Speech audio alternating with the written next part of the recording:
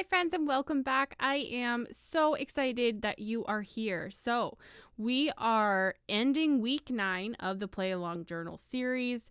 This is a series that I work through 2 handmade art journals from beginning to end.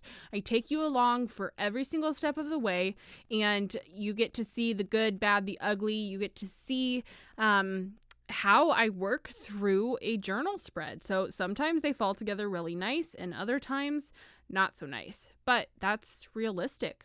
Things are not always perfect. And I think it's important a lot of times to maybe even try working through some of that and see how we can go forward and how we can fix it from there. So we're lucky on the times that they do fall together, but other times we kind of just have to keep working at it or even just cover it with gesso and start over. So I think it's all really about the mindset that we have going into it. Sometimes we put such high expectations on ourselves. I know that I do. And we want things to turn out perfectly. But we have to remember why we're making art in the first place, especially art like this where it's an art journal. It's okay to be messy. It's okay to just enjoy the process. Yes, we like things to turn out nice and we want it to look good in the end. But what's therapeutic is the process and getting in there and playing and letting go and letting loose a little bit. So I'm starting here on this page. I started with my Lyra graphite pastel, I think it's called, and I've used these before, but these ones are new because these ones are actually water soluble. So the first ones that I got, I didn't realize there was 2 kinds, and the first ones were not water soluble. So the difference is when I use these now, I can either dip them directly in water, or most of the time I will draw with them on the page or scribble with them, come back with a wet paintbrush and kind of spread that pigment, that color around a little bit. So that's really fun to work with. I'm adding in a couple little collage bits, building up some interest and some layers here on the page. I also added in some white gesso. So that's one of the techniques I really like to do, especially with I'm collaging. This kind of blurs out the lines. It makes it not so harsh, maybe between the background paper and the collaged bit that we're putting on. And it kind of makes everything just flow and integrate really well. I started out with some book text paper that had some random teal marks on it and came back in with a piece of deli paper. So deli paper is a almost translucent paper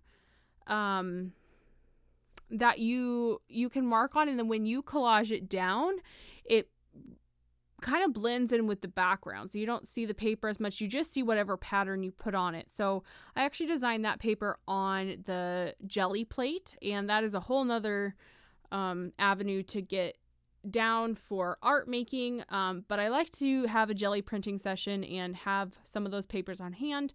And deli paper is a really fun thing to explore and to work with. So if you haven't tried it or you don't have any in your stash, it is a really fun paper to use. So it might be worth it if you think you want to go down that road.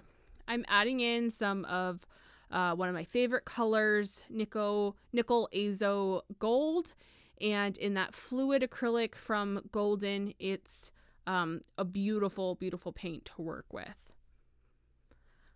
I want this page to feel really kind of messy and organic, and so I'm adding in some other colors, and I'm doing a lot of the blending with my fingers. I want things to be messy on the page. I'm adding in a few other marks with a paintbrush. This is actually one of my favorite kind of taupey type colors. It's from Matisse is the brand, and they are a fluid acrylic, and they actually leave a bit more of a sheen to it. Like, it's not shiny, but it definitely has a little bit of a sheen, which is kind of fun because I don't have a lot of paints like that. Basically, this brand I think is the only one. I'm adding in some of the color where I want it to. I had that paint on my brush and I kind of just dabbed it down, and then with my finger blended it in how I want to go. I want you to remember that there's no specific rules for how you apply your paint. You don't have to just use your brush or, pretty brush strokes, but instead you can use your fingers. Use the abnormal tools maybe that you have on hand. So keep a lookout in your daily life for tools that you can then use in your art journaling practice. And sometimes that's something that will make a really fun mark or something to apply paint with. I think that's how we can create a lot of things that are really unique, is by thinking outside of the box a bit. I want to add a focal point onto the page, and I think a word is a really great way to do that. So I could have grabbed a quote from my stash and saw how that went. I wanted something a little bit more bold maybe, so I'm taking one of these little text cards. I'm not sure what exactly they're called. They're from Wow Studios. I love all of her supplies. She makes really quality things. And she uses a lot of black and white in her products and her design process, which if you've watched my videos before, you know that I love black and white and then adding pops of color in. I wanted this little paper here I want it to stand out from the background. I want it to be a focal point, but I want it to have some of those kind of carefree, fun elements from before, and especially since it says paint on there, I wanted to add some messy paint and some scribbles and different marks on the tab there itself. So it integrates with the background. I think it looks purposeful, what I've done, but at the same time, it's free and it's messy, and I think it just fits the page pretty well.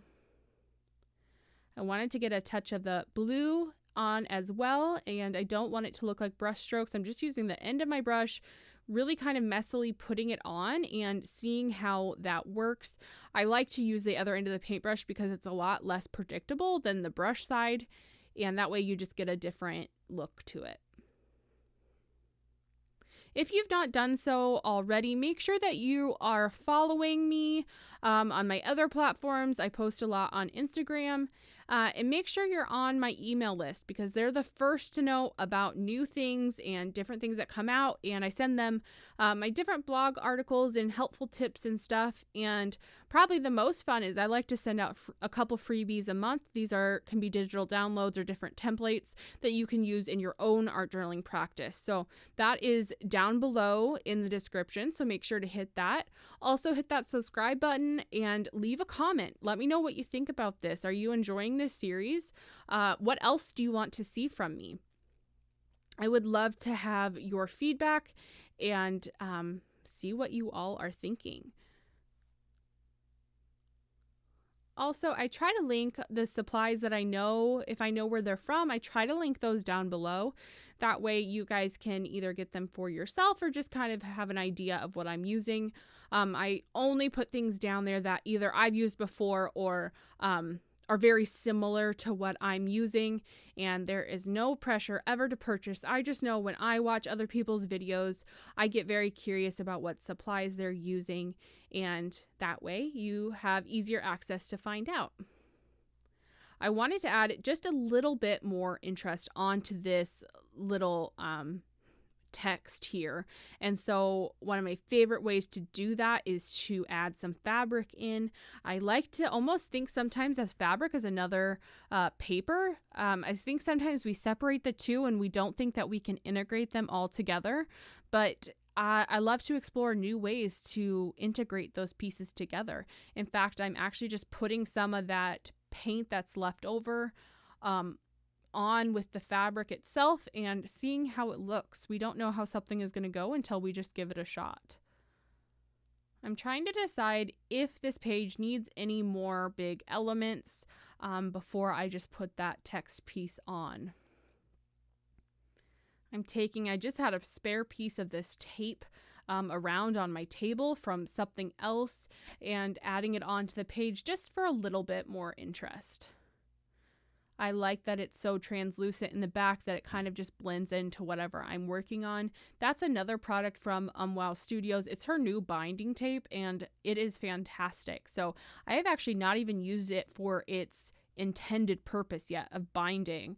But I like to use it as if it's a washi tape or masking tape or something else that has really fun patterns on it. So think about using the supplies that you have, maybe not for its intended use, but for something else as well. I tacked that down, and I really hope that you guys enjoyed today's spread. This is actually one of my favorites I've done so far. It felt really messy and organic, and it just felt like me. So I love that if we can go away from a play session and feel that way. So make sure that you continue to follow along. Come back. I'm posting new videos on Tuesdays and Fridays of this Play Along Journal series. All right, guys, I'll see you next time. Have a good one.